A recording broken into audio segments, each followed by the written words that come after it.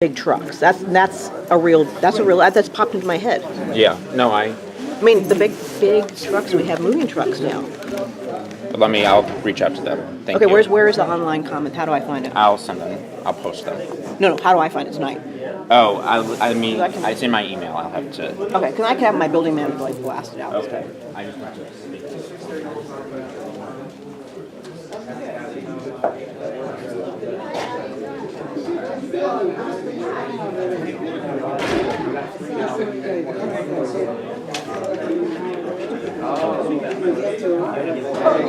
We have it every year, so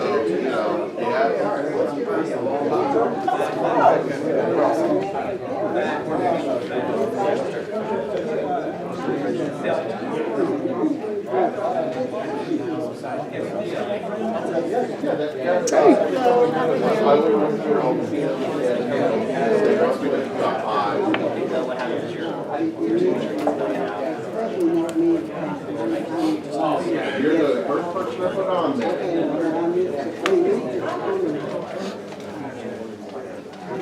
Yeah, it's gone. You got your two new lieutenants, sir. Hey, Karen, how are you doing?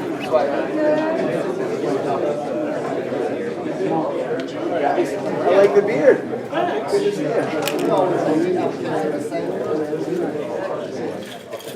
Alex, I like the beard.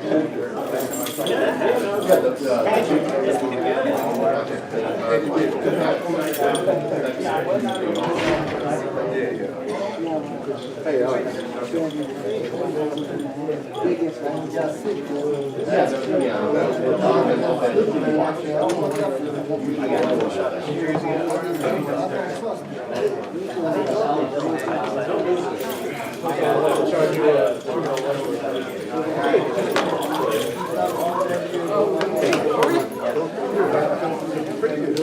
I almost wore that same sweater. So, close, but not twins. But I did get them that way.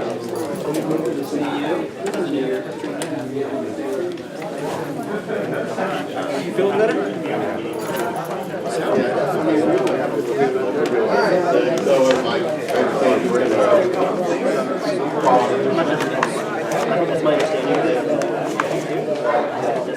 You didn't ever come around that table. Good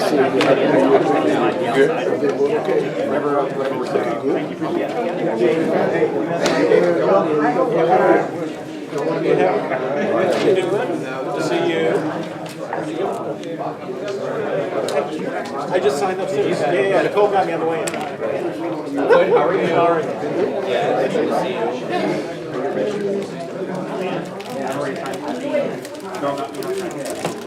She's doing a good job. One sheet. We're on the same team.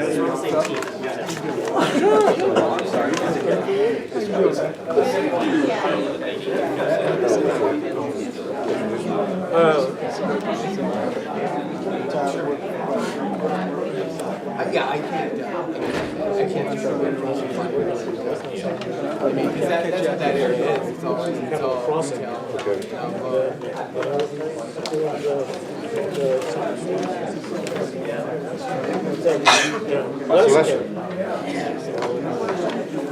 People are hired. You're going to take more.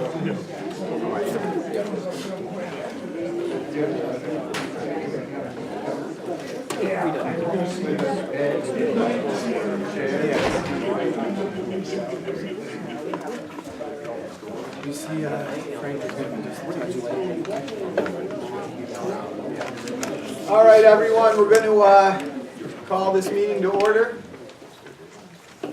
All right, we call to order this meeting of ANC 6E. At this time, will the secretary take roll call. 6001. Present. 6002. Present. 6003. Not present. 6004. Present. 6005. Present. 6006. Not present. 6007. Present. At this time, I'll take a motion to approve the agenda. So moved. Seconded. All right, all in favor of approving the agenda? Aye. Unanimous. Unanimously approves. Well, up first, we're gonna hear from the Metropolitan Police Department. Do we have any representatives from District 1? 1D. 1D? All right, do we have anybody, well, 3D. Well, we'll have the third district come first. How y'all doing? I'm Lieutenant Herbenak. I'm with the 3rd District, specifically Sector 2, which is PSA 308, 5 and 6. Yeah, Lieutenant Herbenak works with midnights primarily. I'm primarily work evenings in PSAs 305, 6, and 8. With regard to last 30-day crime statistics, we're a bit up in a few categories. However, we're down over the previous year. So from December 8th, 2017 to January 6th, 2018, we're up. But over the course of the past year, if you compare December this year with December last year, we're down approximately 67% for actually total 60% ADWs. Robberies are about the same. Violent crime total is down about 29%. We have seen an increase in thefts. We think primarily regarding package thefts. Have people had a problem with package thefts in the area? Yes. Yeah, I think. Consistently. Yeah, consistently. I think it's probably more of even a nationwide trend. I mean, I live 30 miles from the city and a little quiet area, and we're having the same issues out there. I think it's imagine a theft from auto, except you don't have the auto. It's just sitting there. That's kind of what it is. Yeah, and, what we've been telling constituents, you've echoed, is obviously the mayor's camera program as well, but Right. I think as you get closer, especially to like part of this PSA is near Dunbar, after school, I live across from Dunbar, so I see it. The students kind of parole the area and see where there are packages, and I think I've seen, I work during the day, but on the occasion I work from home, there is officers, this is part of PS5D, but that circle the area and you do, monitor it. I think an increased presence, because the 308 on the other side of New Jersey Avenue is where you are, is just making sure that when school gets out, that's monitored, because that's, I think, the prime time when people are, when it happens, because it's during the broad daylight. Yeah, it's a tough thing to come back because I mean, just from the standpoint of you have something there that is possibly a value, to the person who might want to steal it, and it's kind of just there. But I think the camera program is great and increased presence as well. And just to speak to what he said earlier about the increase in theft from autos and some of the robberies we have, we recently had 2 pretty good successes. What we've been doing is we've noticed that a lot of the theft from autos in 308 stem a lot from people parking from nightlife areas, maybe either from Chinatown or from U Street or 9th Street. So what we've been doing is having our nightlife units kind of patrol the outlying areas. Because a lot of times what happens is on the weekends, on midnights, about 3 or 4, people come back and discover that their cars are broken into because people know that it's a good targeted area. So we've actually had a couple arrests of juveniles down at the bottom by 308 by New Jersey Avenue, closer to Massachusetts, and that actually was from a citizen that helped us. They called us that there was somebody sitting in an idling car in an alley. We went back there and found 3 juveniles that had stolen a car from PG County and were using it to kind of hop around and break into cars and put stuff in the car. So that was really something that we would like to see more of, is that community interaction, because that's helped us solve it. We were able to get in touch with the complainants and able to arrest 3 juveniles. And last night we did have a robbery arrest of an individual who had robbed taxi cab drivers several times, and we actually were able to find him at 13th and U. So really what we're focusing on is the nightlife areas. Obviously we're going to have a certain amount of crime there just based from from the bar establishments and all that. We have units there that are there on a regular basis, but we noticed that a lot of our crime is around that area. So we're just going to be moving some of the patrol units to kind of sit around those nightlife areas like 9th Street, 7th Street, down closer to Chinatown on New Jersey Avenue. So if you see anything, just give us a call. Nothing's too small. The worst thing we're going to do is drive through the block and just keep going. Can you remind everyone what the number is that people text if you don't want to call it in? Yeah, it's 50411. Yeah, 50411, and that actually goes out to the whole city. So if you're not sure exactly what PSA, or I know it gets a little confusing, there's so many different PSAs, so many different districts, it actually goes to our central communication center, and then they give it to the correct units. And that can be even pictures, they send out pictures. It can just be a description, hey, there's a black car sitting in my alley, there's people been idling for 45 minutes, I'm concerned for the person. Nothing, my neighbor, I can smell odor coming from my neighbor's house. It can be anything that you wouldn't necessarily call 911 for because it's something that's an immediate emergency, something that's smaller that maybe you're just like, I don't know what to do with this. That's a really good place to do that. Yes, So, first of all, welcome aboard. thank you. Secondly, there have been a rash of break-ins at businesses after hours, as well as armed robberies of businesses during business hours. Several of them apparently have some similar MOs, so perhaps it's the same individual that's involved in that. I think this is mostly north of S Street, which is outside of your patrol area, but businesses in 308 are very concerned that they're going to be next. So Yes. is there anything that you can share about where we are in terms of tracking down these malefactors? Yeah, so actually, another lieutenant that got promoted with me, Christopher Dorsey, who's the lieutenant of the PSA right above 308, 307. He's been working a lot with that. We actually made an arrest recently with an individual who actually admitted to most of the break-ins that we've had along there. And just for those who don't know, those break-ins have been mostly at night at business establishments like carry-outs, sometimes restaurants, bars, and a lot of times what it is to smash open a door or pry open a door, they'll go in, clear out whatever goods or money they can get. So we actually have arrested an individual. We're not 100% sure, obviously, if he was responsible for all of them. There was quite a bit of rash of them, but what we've been trying to do is work with the businesses to make sure, a lot of times we'll get to an establishment, maybe it's an establishment that has been broken into before or hasn't had problems before, and their camera system only records for 24 hours. The camera system doesn't work at all. And a lot of our burglary arrests are obviously fingerprints, DNA, and a large part of them are be on the lookouts that we send out to our officers. And those are just pictures saying, do you know who this guy is? And then the officer on the beat will say, oh yeah, that's John Smith. I see him every day at 13th and U. That's actually how we got the robbery yesterday. So if you could just let the businesses know, and if there's any businesses here, cameras are really, I used to be in the detective's office, used to be with the sexual assault unit.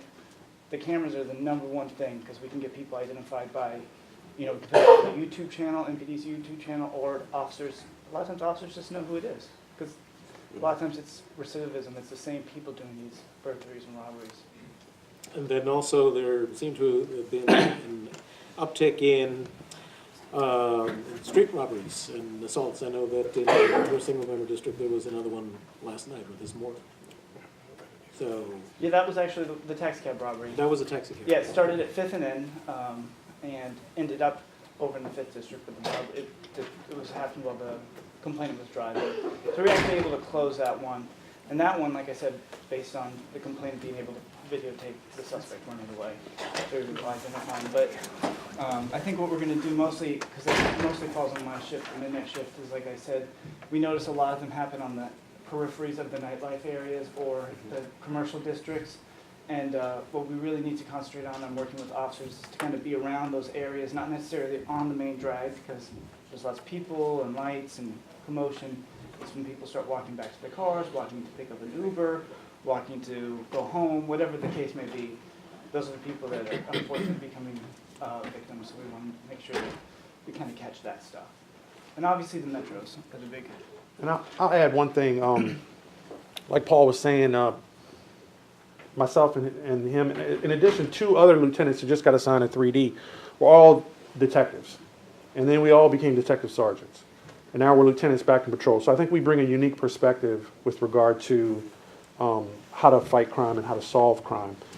With regard to robberies in particular, or even burglaries, let's say a person gets robbed their credit cards get stolen, a lot of what we'll see is the victim will say, hey, I immediately called the credit card company and shut my cards off. That is not the end of that lead, okay? Because the suspects don't necessarily know you cut your cards off. And so what they may do is they still may go to a store and swipe those cards to try to see if they work. Well, what we do is we try to follow up on that lead. Even if you cut your card off, your card company knows that your card was swiped even though the card has been deactivated. And if we can get the date, time, the location, the dollar amount, and the card number, we can still go to that store and follow up and see if they have video, okay? So the fact that, I'm not saying don't cut your cards off. Yeah, cut your cards off. But call back and maybe 24 hours later and say, hey, look, to all your card companies, your banks, say, look, was my card swiped between this time and this time? If so, get that information. Date, time, location. The time, sometimes you need to make sure of the time zone because some of your banks operate off of Pacific time. So we don't want to be 3 hours off when we go to the store looking for video. So get all that information, date, time, location, card number, and dollar amount, and we can go and still follow up on those cards and see if that somebody swiped the card, even if it wasn't successful. And please, please, please turn on your tracking on your phone. You don't have to be tracked all the time, I'm not saying that, but there's I Find My iPhone app. A lot of people don't even register with that, and we've been able to follow people who don't immediately turn off the phone right away. We just log into the app. A lot of times they're still fleeing the scene and they don't have time to turn off the phone or take the battery out if it's a Samsung.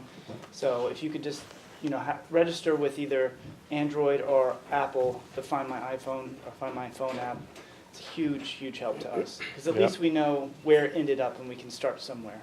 In addition, Family Locator. Some of the companies have actual Family Locator apps you can use. And you can do it right online. I had a case 10 years ago now using a Family Locator app where we track the suspects. So. Great. Do we have any questions from the audience? Yeah, with all due respect to you guys, because it's been a while since I got robbed at gunpoint. But last time I got robbed at gunpoint, I actually know that Bank of America sent me an alert, and actually gave that alert immediately to the police officer. And the police officer was like, "Oh, the detective will follow up with you." So it took about 3 days for me to get really disappointed with what was going on, and emailed the Kathy Lanier at that time. And Kathy Lanier had a detective call me. That was a long time ago. So I just want to know, what are you guys doing right now so that if a bank gives me an alert and says my credit card is being used or my debit card is being used at a gas station on Florida Avenue, how quickly can you react to that? So that's kind of that's a really good tip for us. And it's not necessarily an actionable tip that we're going to go out to the gas station right away, because in all likelihood, by the time you get that alert, the person has either attempted to swipe the card and left or purchased the items and left. What the detective is going to do is go to that gas station 1 or 2 days later and pull the camera footage from it. It's too late, right? 24 hours. Well, it depends. It depends on the location, right? So a lot of times, like in 6D, I worked in Deanwood.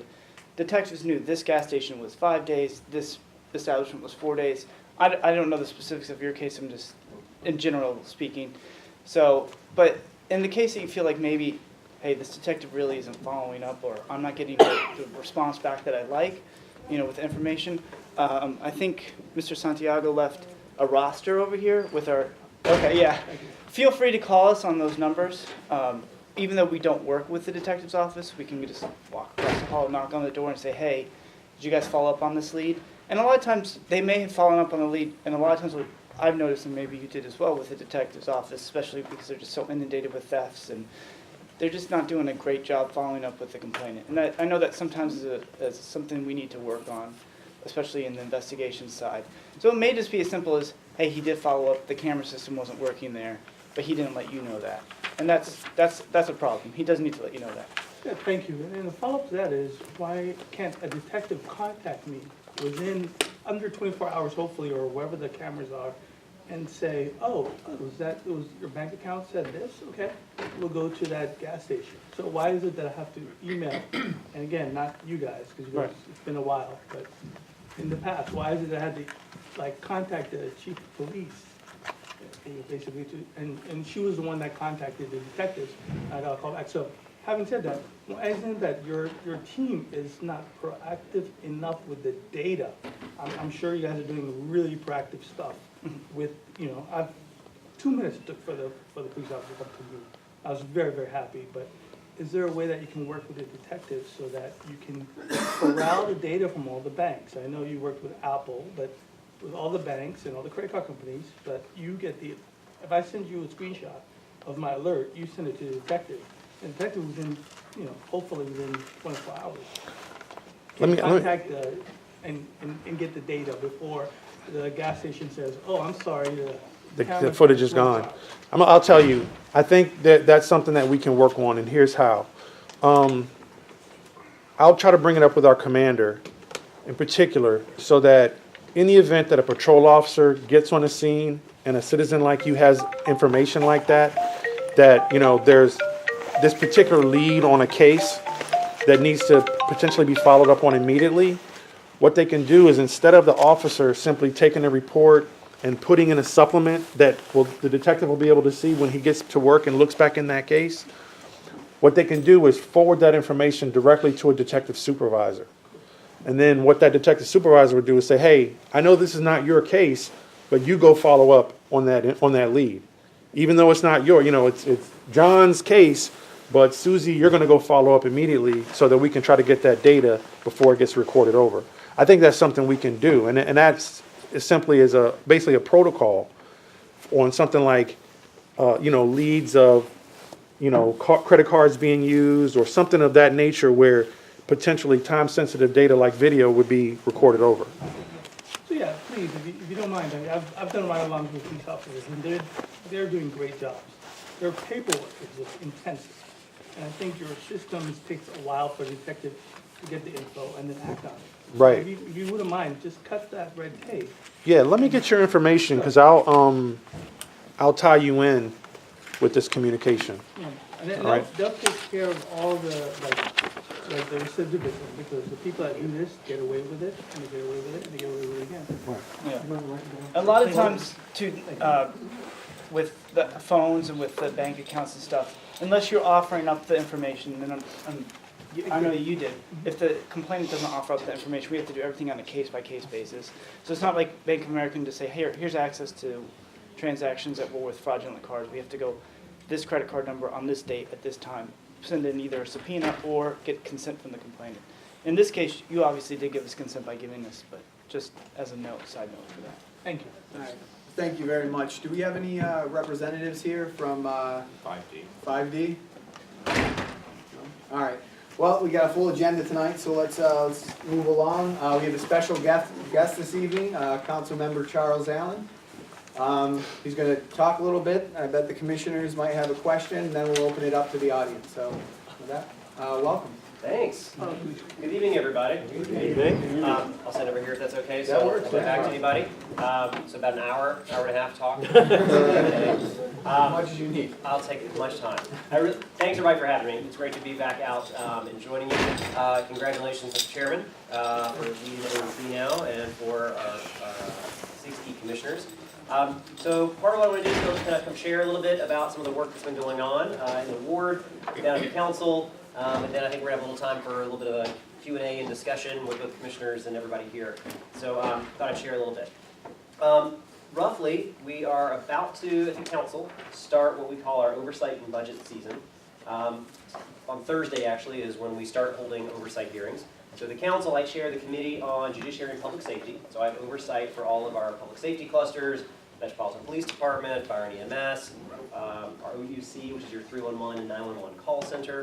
I also have oversight over the Campaign Finance Office, Board of Elections, Attorney General's Office, and a whole host. So it's a great opportunity for us each year and each spring to kind of check in with each agency, find out what they're doing right, what they're not doing right, and then that leads into our budget. And our commissioners frequently will either help testify or they'll certainly reach out to me and let me know some of the top issues that they're hearing about in the community. But I also welcome you to help tell me what are some of the things that you want us to focus in on. Are there hot priority areas that you feel like are not working the way they need to? Or in that rare case where you want to give kudos, please feel free to do that too, so we can give that positive feedback. But all of that informs the budget work that we do. And that'll be coming up very soon. But from the council side, definitely appreciate anybody sharing your feedback and what parts are working and what's not. I was asked to talk about a couple of topics first. and then again can open it up. I know that last month, one of my staff members, Kate Mitchell, came and talked about the NEAR Act. Does anybody know what the NEAR Act is when I say NEAR Act? That is not a lot of hands. Okay. So the NEAR Act was legislation that we passed at the council a couple of years ago that tried to look at public safety issues and try to think about it in a slightly different way. Rather than purely looking at things from a law enforcement perspective, we need to think about violence and public safety from a public health perspective. How do we think about the way we do our policing in a different way? How do we help support it in a different way? And how do we help fund it in a different way? So now as the chair of this new committee, part of my job is to oversee the funding and the implementation of this act that came into law about a year ago. Councilmember McDuffie, Kenyon McDuffie, was the lead author, and then a lot of us worked very closely with him, myself included, to get this passed. One key thing that this office does is it creates something called the Office of Neighborhood Safety and Engagement. This is an office that is set up to try to have interventions where we know we have a critical amount of violence. Frequently you're going to see violence that is going to circulate within very small neighborhoods and communities. You will see deep underlying issues that are causing violence to take place, and simply arresting someone is not going to ever break and interrupt some of that violence. We know that there's different ways to get at violence. And so this is a new office. Nobody walks around in a MPD uniform. The idea is to build trust, to work in a community, to be that kind of validator in a community and help intervene and respond when violence does take place in a different way, but then also to help interrupt it and prevent it from happening from the very beginning. Frequently you will see, for example, a lot of mass violence will take place and perhaps it's connected within one or two families even. And there's a whole lot of things happening in that family. So how do you help go in and help provide that family perhaps supports? How do you make sure that you get in so that you stop this cycle that just keeps on going and keeps on going and keeps on going? That's one important part that I'll be overseeing, how that office gets stood up and how it gets started. It also speaks to our policing strategies. So for example, there's a report that's supposed to be coming out on monitoring the use by MPD of stop and frisk. And so how are we as police officers engage with community policing in a way that builds trust, builds relationships, and when an officer does have to be engaged with an arrest, how do we do it in a way that does not undermine that community policing and public safety and the relationships that we build. There's another important aspect of this, which has to do with creating a better connection between mental and behavioral health with public safety. Frequently, and we didn't hear it today, but our officers all the time get called out because somebody is in a mental health crisis. They're in a behavioral health crisis. And they can come in and they can arrest that person. That is not going to solve the problem. They can go and have somebody involuntarily committed. Also probably not going to solve the problem. But if you can get a mental health expert and a provider to basically be paired with the police, then you can start to actually have a more appropriate intervention to go help that individual. And the other thing it does is it doesn't tie up the officer having to now take that individual and be off the beat for 6 hours, and that officer is able to return back out and help work in the community. So those are some of the elements that I'm doing a very short version of it, but those are a couple of the key elements and some of the main priorities, I think, as we go into our oversight, into our budget, that I'm looking at to make sure these pieces are moving forward. I'll also add from the committee's perspective, and I was really glad to hear the cameras come up a few times. About 2 years ago, I wrote the legislation that created the camera rebate program. And this is where the city will give you about a $500 rebate if you put cameras either on your home, you're a business, on your building, if you're a house of worship, and be able to do that. Now, make no mistake, these are not tied into MPD. There's nobody sitting at a control booth watching the video. But in exchange for the city helping provide a rebate, you say, MPD, if a crime takes place out in front of my house, you need to see the video, I will share that with you. And we've had over 3,000 applicants across the city. That's a total of, I think, about 8,000 or so cameras. Frequently, these are the small cameras you see on front porches, kind of over the front doors, trying to target everything from package theft. But these cameras are a force multiplier for MPD. They've been very effective. They have helped MPD be able to close cases and make convictions, everything from package theft to a homicide. The camera happened to catch somebody who was walking by and was able to put that individual at a certain time and place where a homicide took place, and other evidence helped link that person in. So these have automatically had a significant impact in our city. And if anybody needs more information about that, I'm happy to share some of those pieces. Yeah, and a little later this evening, we're going to vote on a resolution in support of the NEAR Act. In the event it passes, we'll have it posted on the new ANC website this month, so you'll be able to take a look at it there. A few other things that I did, just as, I became the committee chair last year, so I'm just gonna run through a couple of quick things that I think are relevant. One of the things that I've been concerned about is when we talk about our police officers and our firefighters. A lot of people don't realize that actually less than about 20% of our police officers and our firefighters actually live in DC. I think that everyone would agree that policing works better when our officers are actually from our communities, when they live here, when this is their home. It means the difference in terms of relationships, in terms of trust, in terms of getting to know communities. And the number one thing that I hear from officers when I ask them, so why do you live, as we heard the lieutenant talk about living 30 or 40 miles outside of the city, I say, why? It's expensive. Expensive. It's cost. So we want our officers and our police officers and firefighters to live in our city. It's better for public safety. I think it's also better for a whole host of reasons. So I created a housing incentive program to help our officers and our firefighters to actually do a down payment assistance, to be able to get into a home. And so that's something that's gotten up just in the last couple of months, but I'm excited about it. We're not going to change that number, that 20% number overnight. But having officers live in the communities in which they serve, I think that goes a long way in building trust and building a relationship. And I tell you, I hear from all kinds of folks that love it when there's a cruiser parked on their block because the officer lives there. The other pieces that I wanted to touch on had to do with additional officers and resources. You know, we talk about the NEAR Act, trying to take a different approach to the way in which we do policing. There's always going to be a need, of course, to make sure that our officers and our first responders with fire and EMS have the resources they need. So we continue to make sure that they've got the equipment they need, the personnel they need, the equipment that they need. But we're trying to make sure, at least my perspective is, I want this to be a very balanced approach, where we want to make sure that our first responders, our public safety officials have what they need, and at the same time, I want to make sure we're being smarter about how we go at these issues, and that we are trying to really make sure that there is the trust in community policing that I think is what will make us all both a safe city and a just city. And those are kind of my underlying goals when I look at that. A couple other issues that I was asked to talk about. Rats. I know that we have a few rats around the city. I understand that when the mayor was here, it was a bit of a, she got a little... It's a big topic. She got a big topic, absolutely. Big topic. It is, I will tell you, this year has been incredible when we talk about rats. It is, maybe we blame the really mild winter last year. I think there's a whole host of reasons why it's occurred. I introduced legislation, however, to try to figure out how do we put more tools into the city's toolbox to get at rats. There's a couple of things. First, we only have about 9 rat inspectors and abatement officers. That's not enough. But we then split that into one group comes and does the inspections, the other group comes and actually writes the citation. Why in the world we can't have them both do the same job? So you basically cut your workforce in half. So that's some of the ideas. We're trying to make sure that you can actually have those folks to be able to do the exact same job. Frequently, for anybody who lives near a restaurant, which we have a few of here, when there's improper food and trash storage, that becomes the place that harbors a lot of rats and becomes a very attractive place. And so we've tried to put in new restrictions and requirements on restaurants to be able to do trash storage, as far as actually saying they have to